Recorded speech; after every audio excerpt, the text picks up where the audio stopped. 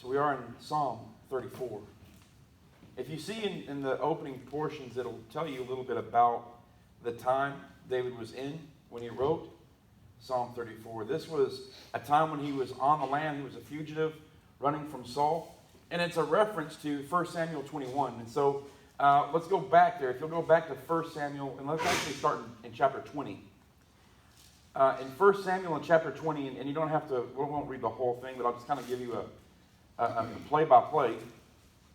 David is running from Saul, but he is still in Jerusalem. Jonathan, being David's best friend, is there in the palace with his father, Saul. David has fled and is hiding in the woods. And Jonathan is trying to play mediator in between. David says, "Does your father miss me at all?" And Jonathan says, "I really don't know." And so they work out a scheme. And he says, if your father asks about me, if he misses me, then I need to know. But if not, I need to run. So let's work out some kind of plan. So Jonathan works out a plan where he says, "Listen, if Dad misses you, I'm going to go out on the top deck and I'm going to practice shooting my bow and I'm going to miss. And if I miss far, it means run away. I'm going to tell my servant, no, go a little farther, it's past you. If I say those words, you'll know I mean run away. But if I say, no, it's ahead of you, it's on this side of you, then that means that you can come. It's open, that he does miss you." What ends up happening is the first day comes and David's seat is not filled and Saul doesn't even say a word. The second day he's missed, he asks Jonathan, he says, "Where's David?" And Jonathan says, "Well, he asked me if he could go to his family with the Benjamites. They have a family function going on, and one of his brothers required his presence. So I told him he could go." To which Saul's response was, anybody know what it was? Got mad. Come to find out, David wasn't the only person Saul hurled a spear at. He chucked it at his own son. After kind of going into, don't you care at all that you have nothing, no portion in this kingdom, you would think that Saul's anger was because Jonathan, his son, would not succeed him to the throne. But here you see where Saul's so bent and so twisted and that he's willing to kill his own son. And so Jonathan misses the spear, is honest. It says he's angry with his own father. Goes up, and you thought you had family problems. Goes up onto the roof and misses and says, it's a little farther. David hears it, so David knows to run. To 1 Samuel 21. David runs to see a priest, Ahimelech. Ahimelech's a little bit concerned because he sees David by himself. And he's kind of like, what's going on? I know Saul's looking for you. Your picture is on all the most wanted. The FBI is looking for you. And they're talking, and he says, do you have anything to eat? And Ahimelech says, well, I don't have any fresh bread, but we have showbread. I can give it to you and some of your men as long as they are holy, that they've not been with any women in the past several days, they've not been involved in that they're righteous and they're holy, they're prepared to eat showbread. This was the bread that was placed at the altar before God. They said, we've got new bread, new hot bread there, but the bread that was old, that we're about to throw away, is for us to eat, but we got some of that if you want it. David says, that would be great. Then he says, by the way, I'm not even armed. I ran out in such a scurry, I don't even have my sword. Do you have any weapons, any swords? And Ahimelech says, well, we have one. Huh? As a matter of fact, we have the one sword. Just the one. You used it before. You've seen it before. It's Goliath's sword. You're welcome to have it. And David says, I'll take it. There's nothing like it. There's not a sword like it. I'll take it. So they work out this transaction. The problem is there's somebody that's there that sees this whole thing. His name is Doeg, the Edomite. He is a servant of Saul. He's, in fact, his chief shepherd. Doeg sees this whole thing. And later on, he's going to tell Saul, by the way. Now, is he telling him this because he's doing a good job as a servant or because he's expecting his portion? In fact, what happens is Doeg reports what these priests have done, and in Saul's rage, wants them murdered. But none of his people would do it. None of his military would lay their hands on the priests, but one would, Doeg. And so Doeg has killed all of these, including Ahimelech himself. It's interesting to me to see that Ahimelech the priest, knowing Doeg was there, was still willing to offer any kind of refuge for David. So David takes Goliath's sword, he's run away, and he runs to the Philistines for help. Now, David must not be thinking clearly, because he's ran to his enemy. It's so bad with Saul that he would shack up with his enemy for escape. I wonder sometimes in our own lives, have you been so miserable in the place that you are that you would actually find refuge in what you shouldn't? I think we all do that. In fact, when we look at sin in general, Egypt is that symbol of sin, but it wasn't always an evil thing. In fact, it was a place of refuge early on. It was a place where they could escape the situation they were in, and it became their prison. It became their enslavement. It became their sin. And in the same way, it is so bad with Saul. It has gotten so unbearable, God's promise on me, that I will seek refuge with the enemy. But David shows up carrying a sword. I mean, you can imagine, if you're the king of the Philistines, you're like, okay, really? You're going to show up here asking me for help, carrying his sword on your thigh like some sort of trophy. And truly, that's what it was. I mean, Ahimelech had it. It was a trophy. It was something for people to look at and see and remember and recall. And he goes, are you crazy? And so David says, as a matter of fact, I am. Yeah. And so David goes on this wild, I'm crazy behavior, because he realizes, oops, I just stepped in. I did it again. He was the first Britney Spears. And they say, get out of here. They thought, in fact, the Philistines thought, well, you just kill him. And he goes, no, he's just nuts. I'm letting him go. So he lets him go. And David finds refuge in a cave. And this is where he's at. Now, there's also 400 men with him. They're also chased. They're contrite. They're hurting. And they find each other. And that's what leads us to Psalm 34. They're in the middle of the cave. This is the life that David has lived. And you would think that this psalm, because we've heard it before, these psalms of David's where he's kind of, woe is me. And there's really not a better time for him to sing one of those songs than now. But this is the song he sings. I will bless the Lord at all times. When things are good. When there's just the right amount of rain, it's 76 degrees, there's a nice northern wind blowing. That's when I'll bless the Lord. No, he says, I will bless the Lord at all times. Well, let me ask you this. What does it mean to bless? What is a blessing?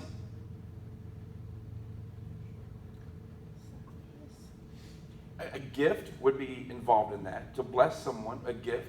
What else would be a blessing? He said, I will bless the Lord. We always ask God for blessings. How do I, Aaron, bless God? What can I give him? Praise and worship. Talked about it this morning. I think that's why I chose those songs this morning, because I wanted to give God something other than my failure, other than my sin, other than just me. I want to give him something that means something, has some value. And for me, my praise and worship has value. And this is what David is saying. I will bless the Lord. But I'm not just going to bless him on Sunday. I'm not just going to bless him when I'm in the temple. I'm not just going to bless him when I'm in the mansion. I will also bless him in the cave. When Saul's mad at me. Abimelech, the Philistine's mad at me. So apparently I showed up to the party with a sword. I will bless the Lord at all times. And his praise, my praising him, shall continually be in my mouth. How often? Always. But where will his praise be? There are times I think we want to praise in our heart, but our mouth doesn't speak it. And David says it's not just important that my heart praise him, but I want to say it. I want to speak it. Because sometimes the person that needs to hear it is me saying it.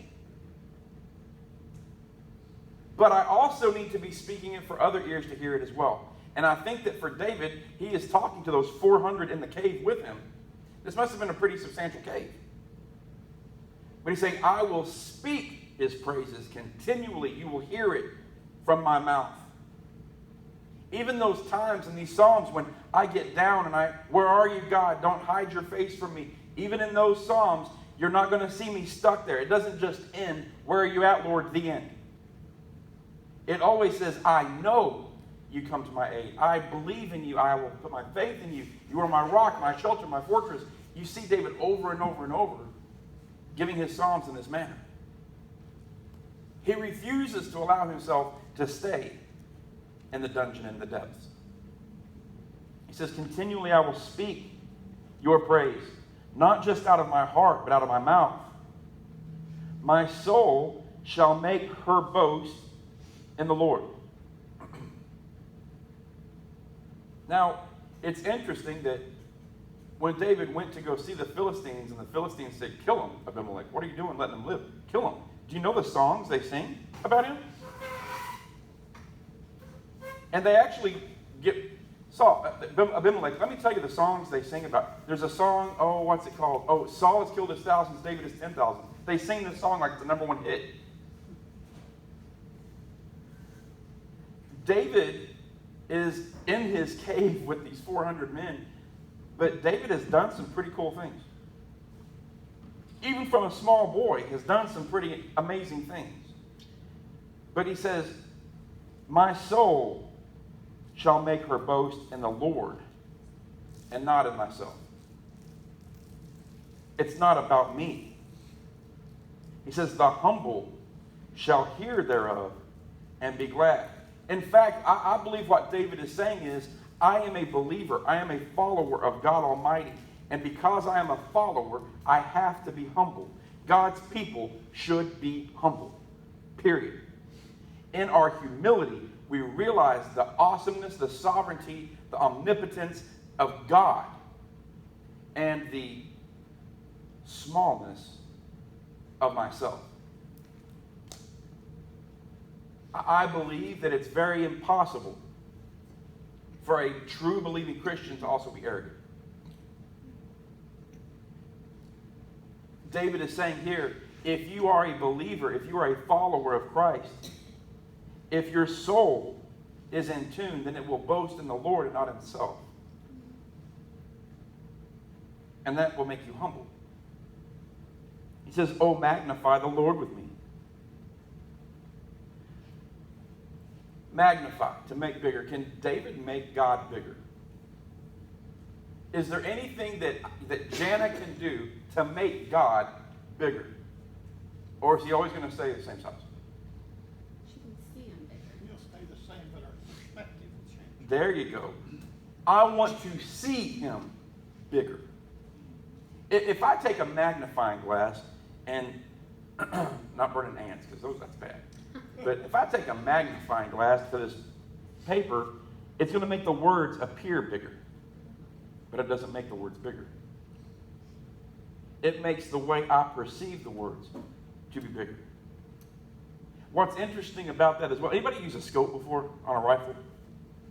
Have you noticed that you have to hold it at just the right position? You have to have the right perspective for it to be clear and whole. Otherwise, it's got this weird, I'm not at the right position to see. And the same thing happens with a magnifying glass. You you just go immediately grab the magnifying glass and you can just immediately read it? Or do you have to adjust it? There it is. David is saying magnify. Now, I don't know how much experience he had with magnifying lenses, but he understood the concept of make something bigger in the way you perceive it. And there has to be adjustments. The word is the same, but I have to adjust to make it optimal for me. I think sometimes a lot of churches get really wrapped up, well, it's not my kind of music, it's not my type of preaching. I wish they would do it in King James. I wish that, listen, you need to adjust your magnifying glass until you see clearly. Because God is the same. Move your perspective to see him bigger. He says, oh, magnify the Lord with me. He's saying, I'm already going to do it. So why don't you join me? It's not that David is just concerned with his own relationship with God. He's trying to drive home to everybody who's with him. Also, it's for you. Join with me. What I find interesting is this is David who is anointed to be king. He's royalty, even though it's not been addressed yet. Saul's still alive, but once that happens, he's going to be king. And yet he is putting himself in the same relationship with these 400 in the cave. And these 400 in the cave are the broken down, the downtrodden, the hurting, the humble, the meek, the poor. And he's relating to them. He's been there. Yeah. Magnify the Lord with me. I also look at that, like behind you, the whole thing of Goliath, and I think, David had a pretty good grip on perspective, because when you think about it, here's huge Goliath, and he made him, he's not that big a deal. I just think about, I think David really interests me the most just because of the things he goes through. It's kind of like the rest of us, but yeah, he is relatable. But yet, again, I think it's, amazing that he can stay humble after, what he's kind of accomplished and done. So. I wonder how many of us, too, have heard a word from God. See, I don't. There had to have been times when David looked back and went, I know what Samuel said. Yeah. I remember when Samuel came up with the oil. So then, God, why is it so hard? And I wonder in my own life when I've heard what God has said, but then I went, but why are the obstacles, God? I must be out of step. I must be out of tune. This shouldn't be this hard. If you've asked me to do it, you've called me to do it, then it should be hard. It should be easy. And David had to have come to these moments when, God, didn't you call me to this? I didn't ask to be king. I was minding my father's sheep, minding my own business. You came and found me. And now I'm in a cave. Had he been like other would-be kings, he could have deposed Saul, Sure. but he wouldn't do it. In fact, his own son at some point is going to try to depose him. I mean, this guy, it's not like once you make king, it's all easy street. Now he's got his own family to deal with. His own son. At some point, you look and go, why is it so hard? I am trying to walk in the path that you... But I have to remember that the New Testament says, in this life, there will be trials and tribulations. But take heart. I have overcome the world. And so when I go through these moments, there are times I allow doubt to come in, like maybe I just made it up. Maybe I didn't hear God say that. Maybe. But then I look at David and I go, no. In order for me to move into the position God is moving all of us into, a position of ministry, moving us all into a position, there will be trials and troubles. I don't know where we get the idea that, well, if there's so many obstacles, then it's just evidence that God doesn't want you there. Where are you getting? That's not scriptural. In fact, the closer we get to our ministry and calling, I firmly believe that the devil's going to fight that the whole time. We see where God lays things out. As a matter of fact, I mean, you look at church camp. We see where God's hand was moving, that God was preparing. But all the way up to it, it was struggle, fight. What's going on? What are we doing about this? What? Bam, bam, bam, bam. All the way to it. Why? I don't know if Satan can look into the future or not. I know that witchcraft is wrong, and some of the witchcraft involves prophecy. I don't know what he is capable of doing in that realm or regard. But I know that Satan didn't want those kids at church camp. Because 30 kids being saved, they don't sit well. And so in the same way, just because David has been called into this life, into this royalty, into this kingship, does not mean everything will be easy. Even when he's announced as king, it will still be hard. And so I see that just because God has called you to something doesn't mean it's always easy. He says, "Oh, magnify the Lord with me, all y'all. And let us exalt his name together." So a lot of people will say, well, I don't need to go to church. I can have church by myself. But even David, in the middle of his cave, says, I want you to magnify and exalt him together with me. There's something synergistic that happens where we become more than just the sum of our parts. I don't know how it happens. I don't know why it happens. But if Billy just worships God, he's level here. And if Aaron just worships God, he's level here. But when you bring Billy and Aaron together, it doesn't double. It triples, it quadruples. There's something synergistic about it. And so he's saying, we need to be together. We need to exalt him together. We need to testify of his goodness. We need to speak his blessings. And we all need to hear it out of our own mouths. I sought the Lord. I looked for the Lord. And he heard me. We've not always heard David say this.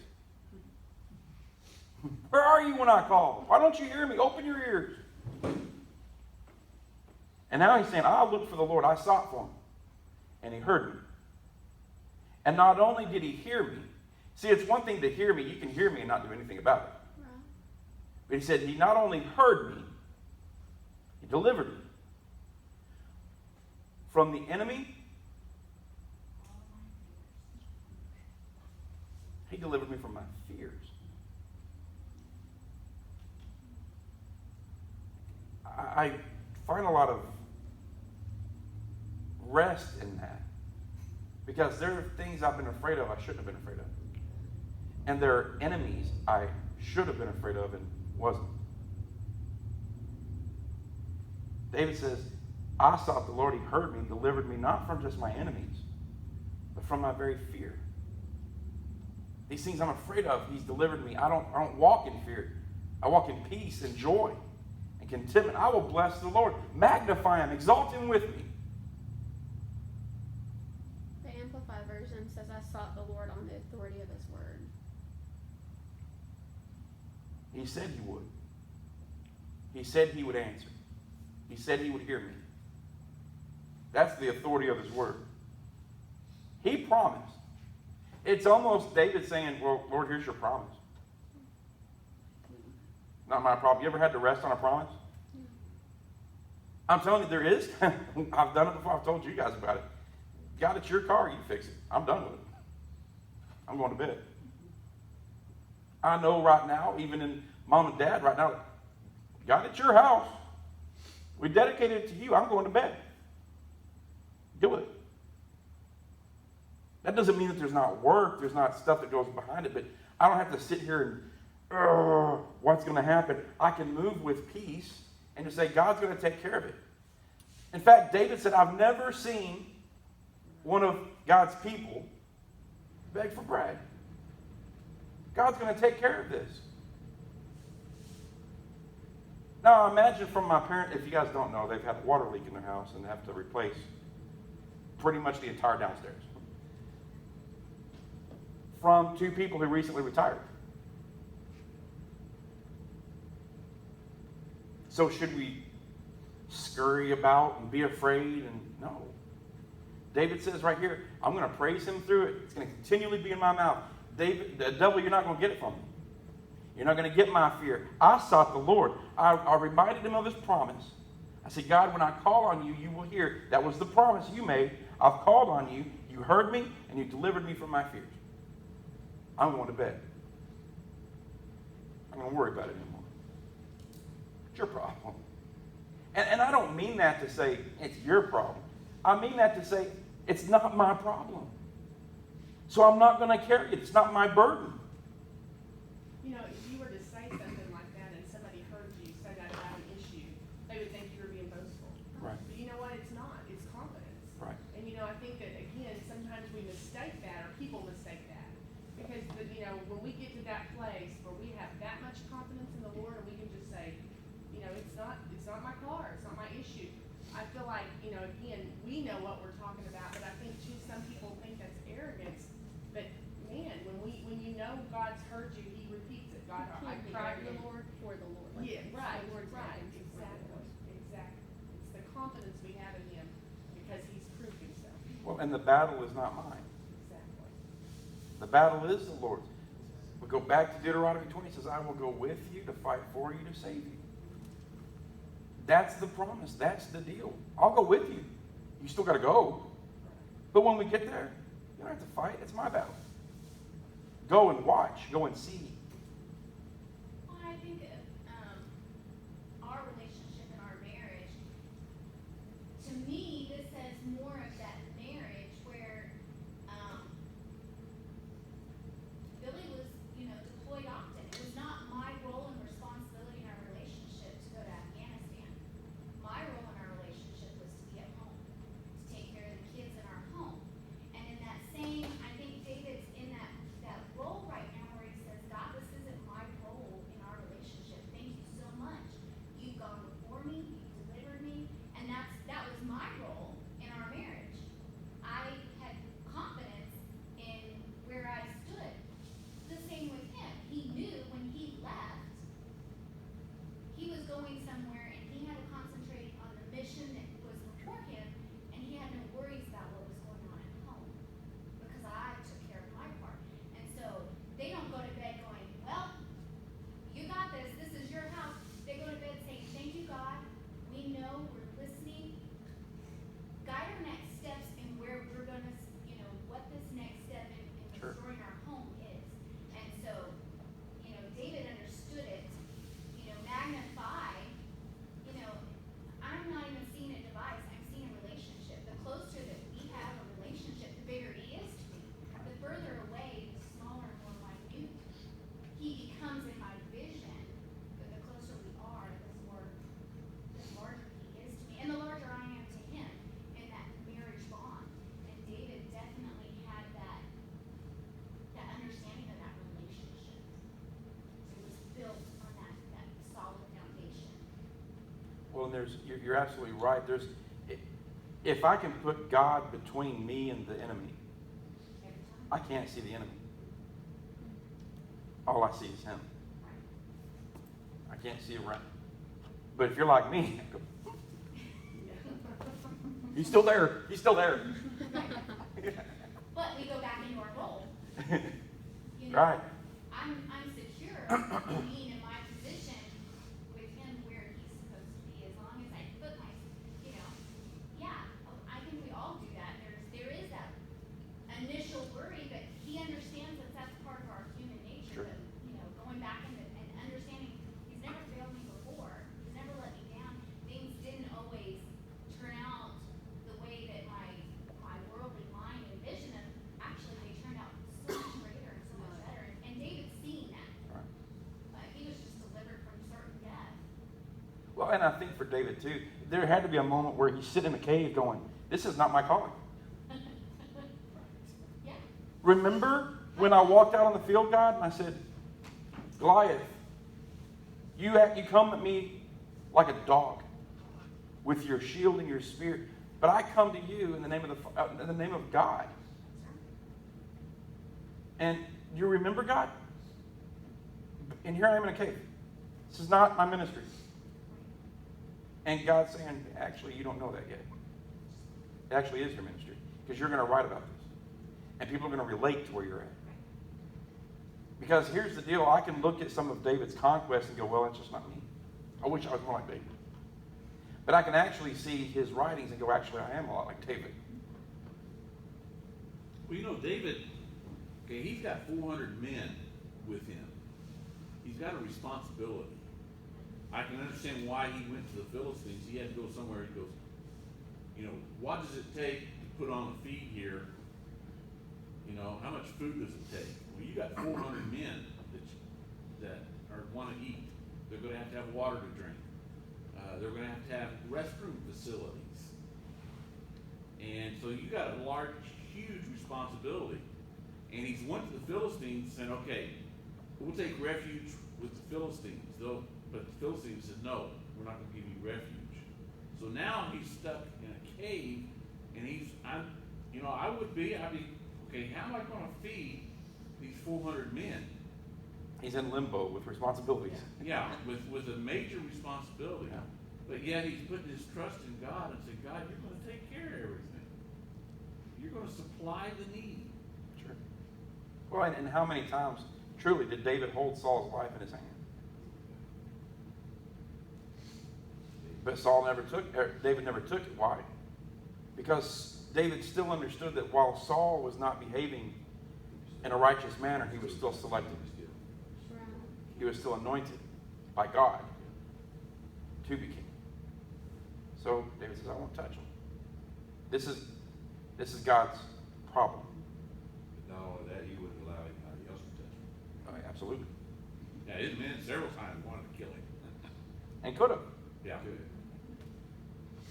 It says in verse 5, the righteous, he's talking about the righteous, those who seek the Lord, they looked to him and were radiant. Now, when I see the word radiant, I think about my wife's face on my wedding day. When I looked up and she was radiant. I could tell she was excited to marry me. But I think that David is also going back in time and he's saying, when you sit in the presence of God, you look at him. Instead of looking at your enemy, get your perspective right, put God between you, and look at his face. And when you do it, it's going to immediately change your expression. You look different to other people. They look at you and you're shining. What happened when Moses saw God? He didn't even see his face. He saw his backside. And when he came off the mountain, they were afraid. They looked at Moses and went, what is wrong with you, man? You need some SPF on your face, bro. You are shining. This was the inevitable experience of being with God. It changes the way people see you. Because you've been changed. There's something about you that's different. You don't look like everybody else. You don't talk like everybody else. You glow in the midst of trial and adversity. You're still glowing. You have a smile on your face. I don't get it. What's wrong with you? They looked at him and were lightened. And their faces were not ashamed. This poor man cried. It's amazing to think David's, this poor man. David, they're going to make, your actual symbol is going to be on the flag for Israel. Okay. This poor man cried. Now, what is a cry? We've all cried. Is he talking about tears, cry, or a cry out? A cry out. I cried out to him. When I cry out to God, usually it's an emergency. Usually it's not some long thought out, drawn out prayer. It's an immediate, yes. I am crying out right now. I need you right now. He already said that when I looked for you, you heard me. When I sought the Lord, you heard me. You delivered me from my fears. Now this is different from sought. This is I cried out. This was emergency. I need you right now. I don't need you tomorrow. I need you to show up today. I know in hospitals right now, people are making this prayer, this cry. It's not a seeking, it is a cry out. He says, and the Lord heard him. Heard who? David. He said, this poor man. He cried, and the Lord heard him and saved him out of some of his troubles. Oh, all of them. All of his troubles. It's interesting to me that David is saying, I cried out and God saved me from all my troubles. He's saying this while sitting on a stalactite. Stalagmite. A stalagmite. Tights hang from the ceiling? Okay. Thanks for correcting me. I didn't know which was which. I just took a guess. It has a 50-50 shot. I was just gonna let it go. I was wrong.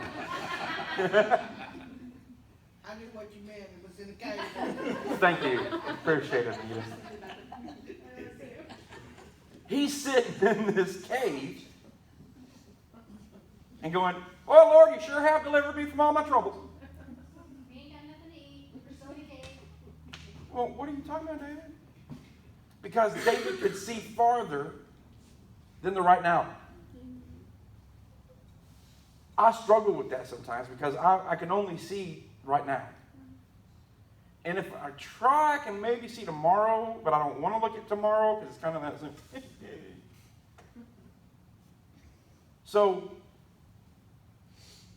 he's saying this. I'm a poor man and I cried. The Lord heard me and saved me from all my troubles. From the cave, he speaks this. The angel of the Lord encampeth round about them that fear him and delivers them. Who camps around them? Angels of the Lord. Jesus. The angel of the Lord. Now, if you have this in Amplified, what is angel? Is that capitalized? No. It's not in King James, but is it in you have Amplified? No, I have New King James in my Bible, but it's kind of like this morning, like it's lower in the verse, but then it says upper in the. Yeah, and Amplified, it's capitalized. And so, Amplified, it's not. okay. That's not mine, but it does say Genesis 16:7. So we see a reference to this angel of the Lord. Who is it? Well, angel means messenger. So sometimes when we see angel, we immediately go to, well, this has to be the created being. So they got the wings. No. First of all, there's no mention that they got wings. There's no mention Michael got and Gabriel have wings. Cherubim, seraphim, they do. Those are special creatures. But angel means messenger. That this is the messenger of the Lord. The angel of the Lord. That means there's one. And this is the same one who went to Joshua and said, no. When Joshua said, are you for me or against me? And he says, no. This is the same one that wrestled with Jacob and then changed his name. This is the same one who delivered with Deborah. This is the same angel of the Lord. So who is it? This messenger of the Lord. Jesus. We have to understand that Jesus did not come into existence at Bethlehem. Jesus was always. He is God. In the beginning was the Word. The Word, they're all God. Jesus exists. He existed. He will exist. Eternal. And so we see that this is to me evidence of Christ, but he says the angel of the Lord encamps around about those who fear him. Who camps? Jesus. Camps around those who fear him. I reside, I dwell, I live. We look at camp, and I think of camp like, okay, that's just a weekend deal, right? Maybe a week, 2 weeks if you're lucky. This was living. This camping was not, this was how they lived. And so he says, the angel of the Lord encamps around those who fear him. And he delivers them. Why do I think this is Jesus? Because I don't know of another angel that can deliver anybody. They're messengers. They tell the story of what God can do, but this messenger actually can deliver. And I only know one who can deliver. So if you want Jesus to live among you, inside you, around you, to encamp around you, to encompass you, fear God. Is that fear the same fear? What kind of fear is that? That's reverence. To give him the position that he already has. Again, it's perspective. Just because I may not see God as God doesn't mean that he's still not God. Fearing him puts him in proper perspective. And he says, oh, taste and see. Now, I don't know if he's calling on two senses here, or if it's kind of like, have a taste and then see what happens. Because we use that see in different ways. But I want you to think about this. Have you ever seen something and forgot? Like, have you ever seen something like, I want to remember this? And now we have iPhones. We're like, okay? Remember when it was clink? Right? I want to remember this. And it never looks like it did when you were there, but it can bring back the memory and you go, oh, I remember what it actually looked like. Have you ever tasted something and forgot what it tasted like? For me, it's rare. I don't take a bite of something and go, oh, I forgot. I hate that.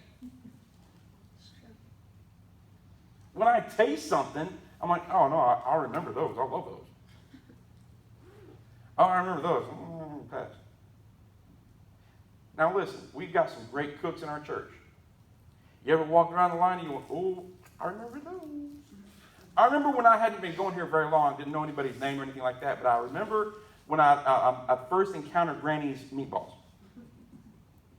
Well, I'll try one.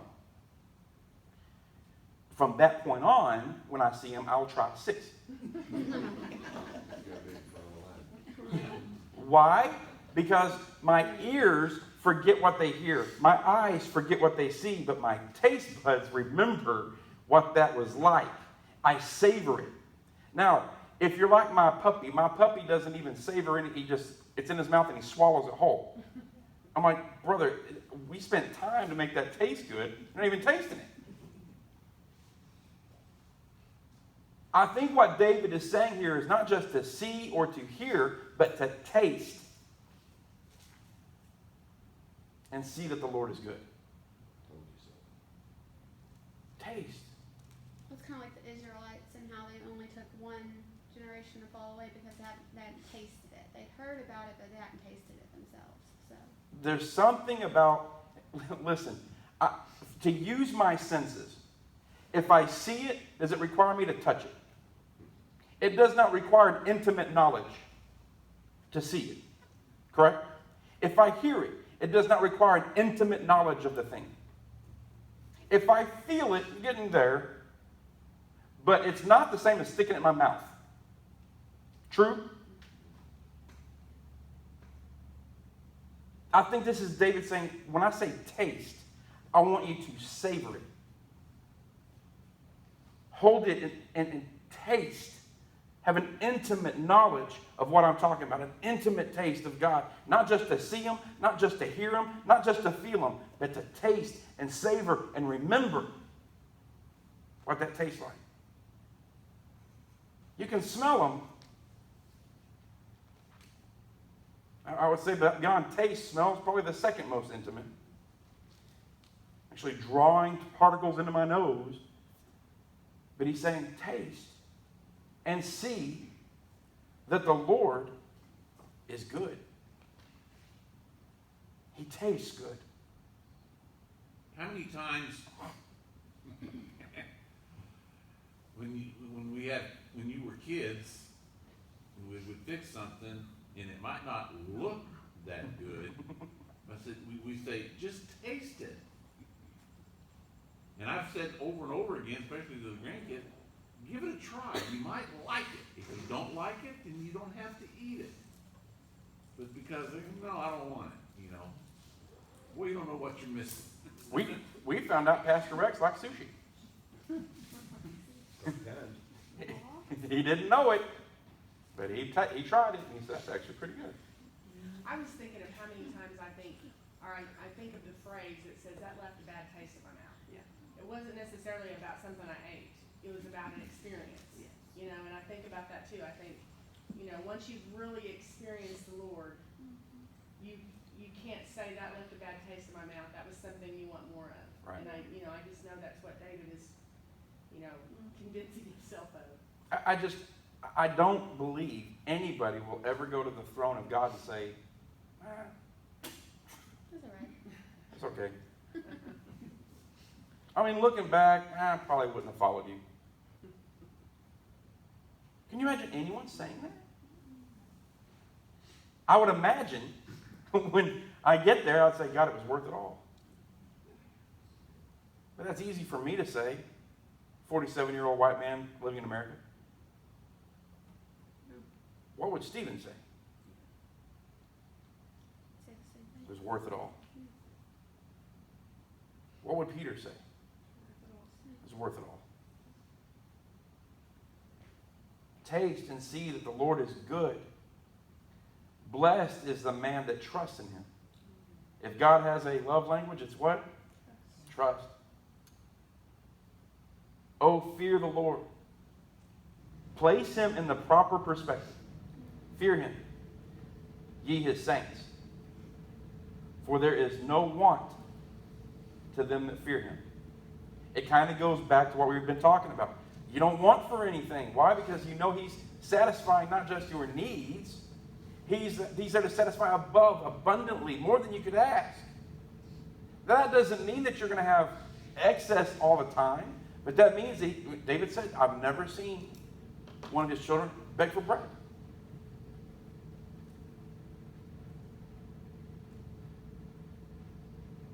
Fear the Lord, ye saints, for there is no want to them that fear him. The young lions do lack and suffer hunger. But they that seek the Lord shall not want any good thing. Who is he calling the young lions? I think he's calling it, this is evil. This is the wicked. The young lions, they suffer lack. They go hungry. They'll eat anything. But the saints, those who believe, those who fear him, shall not want any good thing. Come, you children. Hearken unto me, I will teach you the fear of the Lord. David is now going into, I'm going to talk to you children. Now these are grown men, but he's taking that kind of fatherly role. And understand that for David at this time in his life, David's not even king yet. He's still very, very young. But he's saying to these men, come, children. I will teach you how to properly and reverently fear the Lord. Have you ever heard a young person say, oh gosh, and it kind of runs down your spine? Ah, geez. Ooh. I know you're not saying it, but that is the derivative. I would not use as a curse word, Karen. Why? Because that's my mom, and I respect her. I would not make her name a curse word. But they don't know. It's not that they know what they're doing. They're just saying it. They don't know what they're saying. And so what do we have to do is teach them how to fear the Lord. When you see a young man who comes into church and he's wearing his hat, hey, take off the hat. Why? Not because he's trying to be irreverent. They don't know. And so David is saying, I will teach you how to fear the Lord. How to do it appropriately. To place him in the proper perspective, because if you're not taught, you won't know. I want you to taste and see that he is good, but I want you to live in that proper perspective. That he is a God that you should revere, fear.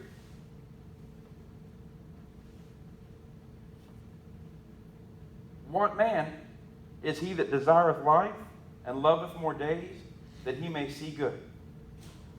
So it kind of, you have to look at that verse with the other one. It says, "Come, ye children, hearken unto me. I will teach you the fear of the Lord. What man is he that desireth life? I will show you a man who desires that life and loves the days that he may see good." David's saying it's not wrong to love this life. It's not wrong. I don't love it more than, but also understand that for David, he's not talking about New Testament relationship, New Covenant relationship with God. He's talking about in this life, I want to see things that are good. So what can I do to see good things? Understand, David is living by old contract. Performance-based. Not grace and mercy-based. Now, that does not mean that we are exempt from following God and living righteously and holy lives and not living in sin. We're not exempt from it. We're still called to be holy and righteous and stop sinning. When David saw the woman, he said, "Stop sinning. Go on. You're done. I'm not going to sit here and punish you and chide you, but stop it." This is David saying, I will show you the saint who looks to God, who fears the Lord, and desires to see good in this life. If you want to see good in this life, David says, I've got some examples. I've got some ways to do it. I've got a formula for how to see good in this life. Number one, keep your tongue from evil. Let's go all the way back to verse 1 of this chapter. "I will bless the Lord at all times. His praise shall continually be where? In my mouth." He says the number one thing, if you want to see good, is stop speaking evil. Stop it. Keep your tongue from evil and your lips from speaking guile. Number two, depart from evil and do good. So number two, flee from evil and do what is right. Not what you think is right, not what you think is good. That's our problem in the New Testament church, is we decided that we would say that if it feels good, it must be good. And David's saying, I have to find out what's good by going all the way back here to Leviticus. That tells me what's good. Because if I don't, I will say Bathsheba is good. And she's obviously not. Just because it feels good doesn't make it good. So how are we basing what is good? How do we do good? We follow God's law. Number three, seek peace and pursue it. Now, I'll be honest with you. I struggle sometimes with that one because sometimes I like a good fight. I see Jan over there shaking her head. We are brothers and sisters from the same cloth, I'm telling you. I don't look for a fight, and I would say Janet's the same way. I don't look for a fight. But if you bring a fight, I won't back down from it. And there are times, for me, and I'm not talking about for Janet on this one, I'm talking for me, I need to just shut up. Not everything needs to be a fight. Look, I can't help it. I don't want to fight. Boy, I got scriptures. I can lay on this. Let me on. Have you ever had to redact everything on Facebook and just say, okay? You ever have a text and it was like 5 pages long and finally you have to go all the way back and say, okay. Thumb up. I've been there. This is about the 4th version, different version of this one. And then all of a sudden, God's like, really? And I'm like, okay, fine. Okay. He says, seek peace, pursue it, hunt it. You will find peace when you look for peace. But you know what? You'll find a fight when you look for it too. You ever been looking for a fight and got one? And found you out you tangled with a bear. You should have not gotten that one. You were not prepared. He says, depart from evil, do good, seek peace, and pursue it. It's not enough to just look for peace. I need to hunt it. I need to go look. I need to grab it, pursue it, chase it. Everything. Yes. Now, is peace the absence of war? No. No. Again, here's David in a cave talking about pursuing peace. If he wasn't pursuing peace, he wouldn't be in a cave. His doing good and doing righteous and pursuit of peace has led him in exile in a cave. As Christians, we have a hard time with that. As a Christian, I, Aaron, have a hard time with that. If I'm doing what's good, I'm seeking peace, I'm pursuing peace, I'm doing good, I'm trying everything I can, I'm fleeing from evil, then why am I in a cave? Why is my family going through this? Why is there sickness, illness? Why is this happening? I'm doing what you ask. Why? And David says, even in this cave, doing what I'm supposed to be doing, I'll still seek peace. The eyes of the Lord are upon the righteous, and his ears are open unto their cry. The face of the Lord is against them that do evil, to cut off the remembrance of them from the earth. You know evil people in the world today? So we'll cut off remembrance of them from the earth. The righteous cry, and the Lord hears, and delivers them out of all their troubles. And we saw that again. That's twice, right? Well, if it's twice, I should probably highlight it. We always call that a clue. When the righteous, well, what is righteous? Those who believe, those who follow, and those who do right. The righteous cry, the Lord hears and delivers them out of their troubles, all of them. The Lord is nigh unto them that are of a broken heart, and saveth such as be of a contrite spirit. Do you see the Beatitudes in this? That's what I was looking for. Isn't that interesting? I see the Sermon on the Mount right here. David's already preaching it. Many are the afflictions of the righteous. Whoa. Time out, David. I don't like to read that one. Hang on. You just said that he answers all our cries, that we would never want any good thing. You said all, and then you said many are the afflictions of the righteous. What's up, David? There will be trouble in this life. But in the middle of your affliction, the Lord delivers him out of them all. He said again.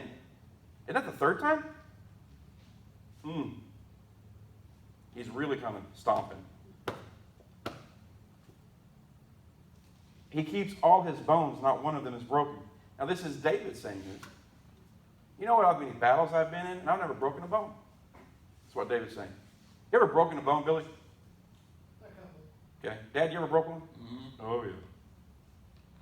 Sports, that'll do that kind of stuff. Now, David here's a warrior. Never broken a bone. That's kind of interesting. You would think, surely a finger or something, pinky. He's never broken a bone. But he's also speaking prophetically of who? In fact, when we see the way they were supposed to eat, were they allowed to break the bones of the lamb to eat? No. In fact, could they eat the marrow? No. They weren't to break the bone. And that's why it was fulfilled when they went to break his bones, because if they would break his leg bones, it would cause him to hang and suffocate, because he couldn't support himself. But when they went, he was already dead. This is when, how do they prove that he was dead? With a spear in his side, and the blood and water flowed. This was all according to Scripture. This was all prophetic. It's amazing to me how people still don't see Christ as the Messiah when you look at all the prophecy fulfilled by his existence. Even the way he died was prophetic. David says, he's kept me. He's even kept my bones, and not one of them is broken. And evil shall slay the wicked, and they that hate the righteous shall be desolate. Who will slay the wicked? I thought that was God's job. I think this is David's way of saying evil is so twisted that it'll actually kill itself. What that tells me is we know that the wages of sin is death. Sin equals death. But so many times in my life, I've allowed it in my life. I've courted it. I've dated it. I've flirted with it. And the truth of the matter is, it is so lethal. It kills itself. Let that sink in for a moment. Evil is so lethal, it kills itself. Why would we want to do it and have anything to do with it? Evil shall slay the wicked, and they that hate the righteous shall be desolate, alone. The Lord redeemeth the soul of his servants, and none of them that trust in him shall be desolate. Now this desolate, what is that in Amplified? Anybody have it? Condemned. My version says punished. Or held guilty. And again, I wonder, we've talked before, when that moment when we stand at the judge, God himself, with the how do you plead? I can't plead guilty because I don't want the punishment that comes with guilt. I can't plead innocent because I know I'm not. But my plea will be a third one. Jesus. That's my plea. Aaron, one time, a few years ago, I was stopped and was issued a speeding ticket. Well, I knew I wasn't, I was speeding, but I was, they got me in a 30, doing 35 and a 25. But it was a school zone and school wasn't in session, so the speed limit was 35. So actually I wasn't speeding. Well, I said, I'm gonna fight this case. I'm not gonna just pay the fine. So I went to the judge, and the judge asked me, how did you plead? And I go, well, I'm guilty. I was doing 35 in a school zone with no kids. But so I'm guilty of doing the speed that I was cited for. And the judge kept looking at me and he said, sir, I advise you to plead not guilty. Right. And he really, I said, I thought about it for a while because I couldn't go on to plead my case if I pled guilty. Right. If you plead guilty, he's got to sentence you. He's got to sentence me. Right. So I pled not guilty, and then when we found out it was, I knew I was in a school zone. When I pled my case, he said, you're not guilty of speeding in the school zone, so you're not guilty. And so I was, I didn't pay a fine. And that's what how are we going to plead when we stand before Jesus? Yeah, we're guilty of our sin, but his sin has pardoned our sin, covered it, his blood, and so, yeah, we're not, we're guilty, but we're not guilty.